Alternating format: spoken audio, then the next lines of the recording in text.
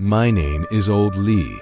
I run a small stall here in the Old South Market.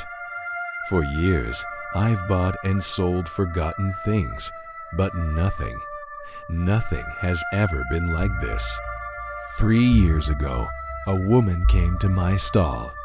Her eyes were hollow, filled with a grief I knew all too well. She wanted to sell me some old furniture, and with it, a cloth doll. She told me it belonged to her daughter, Xiaoya. Xiaoya was 6. That summer, she was waiting for her mother at an intersection, just like she always did, but a runaway truck. The doll was her favorite toy. Her mother couldn't bear to look at it anymore. It was a simple thing, really.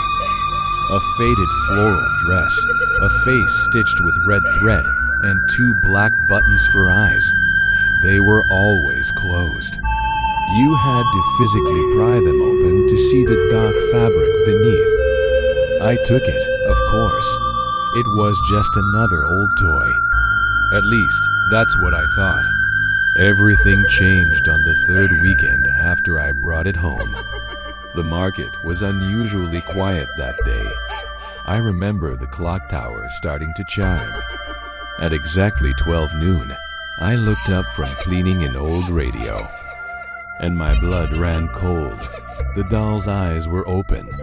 Those simple black buttons weren't just sewn on circles anymore.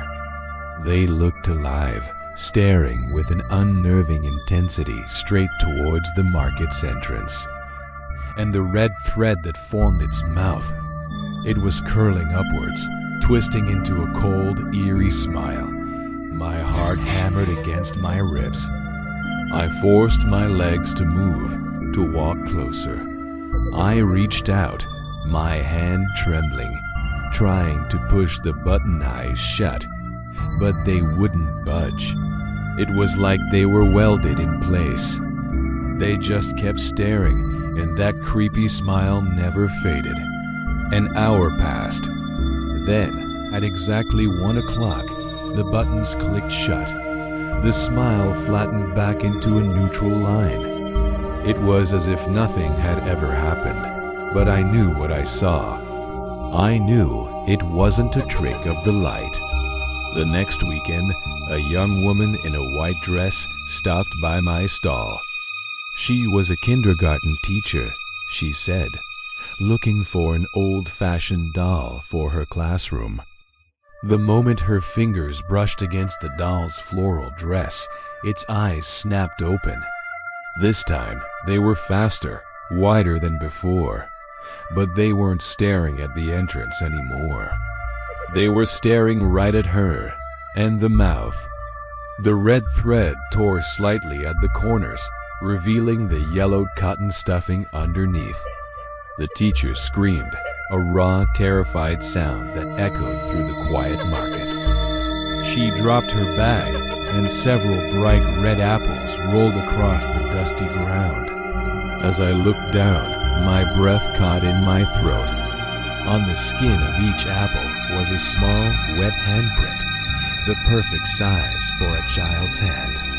When I snapped my head back up, the doll's eyes were closed again. But there, stuck to its dress, was a tiny, fresh piece of apple peel. That night I couldn't sleep. The image of those button eyes haunted me. I took the doll, threw it into a heavy iron toolbox, and locked it with 3 heavy padlocks. I thought that would be the end of it. But the next morning, my hand shaking, I lifted the lid. It was staring back at me, but something was different. Now, it was wearing a tiny blue checkered vest, one it didn't have before. The fabric was familiar. It was from the same set of curtains I'd once bought from Xiaoya's house. Later that day, an old woman who sells second-hand books nearby shuffled over to my stall. She leaned in close, her voice a dry whisper. "Old Lee," she said, "last night, around 4 in the morning, I saw a little girl squatting right here in front of your stall. She was sewing something. She had on red shoes, old ones. My heart felt like a block of ice. That day at noon, it started. Loud thuds and banging from inside the locked toolbox. A desperate, frantic sound, as if something was fighting to get out. It went on for an hour. When I finally worked up the courage to open it, the doll was lying there, its button eyes wide open. And now, over its blue vest, someone had sewn a tiny pink floral shirt, the very same one Xiaoya used to wear in the photos her mother had shown me. After that, no one dared come near my stall. The other vendors, even the bravest ones, would walk a wide circle around my corner of the market. I couldn't sell it. I couldn't throw it away. So I had a thick glass case built, sealing the doll inside. But every weekend, like clockwork, at exactly 12 noon, the red cloth I used to cover it would slip off by itself. The glass would fog up from the inside, and in that mist, I could see it. The faint shadow of a little girl, her pigtails swinging, smiling silently at the doll inside. One day, while I was wiping the condensation from the glass, I saw something new inside the case. A crayon drawing. It showed a little girl holding a doll's hand, and beside it, in a child's shaky handwriting, were 3 crooked words. Wait for Mom. I recognized it instantly. It was Xiaoya's handwriting. Last month, a heavy storm flooded the market. Water was everywhere. I thought maybe, just maybe, the flood had finally taken the doll, washed it away for good. But when the rain stopped and the water receded, the glass case was still there, untouched, bone dry inside. Then, a woman came stumbling into the market. She was soaked to the bone, exhausted, and clutching a worn photograph. She went from stall to stall, her voice breaking. Have you seen this child? Have you seen my daughter?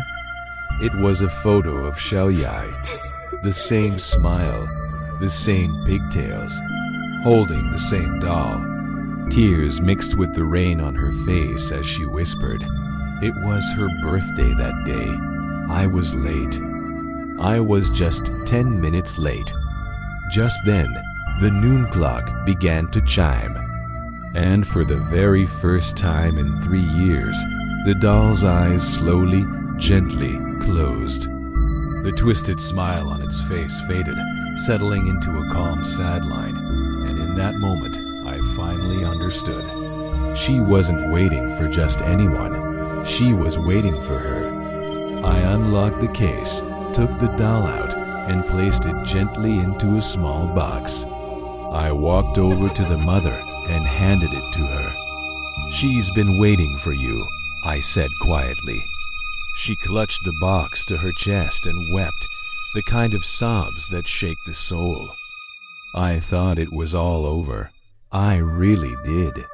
The stall felt lighter, the air cleaner. But the next weekend, there was a new doll on my stall. I don't know where it came from. It was old, familiar, with the same 2 black button eyes. And as the clock struck 12, I swear I saw those buttons move. Thank you so much for listening to my story. It means a lot to share it. If you have stories of your own, I'd love to hear them in the comments. Don't forget to like this video and follow our channel for more tailies from the old market. Stay safe out there.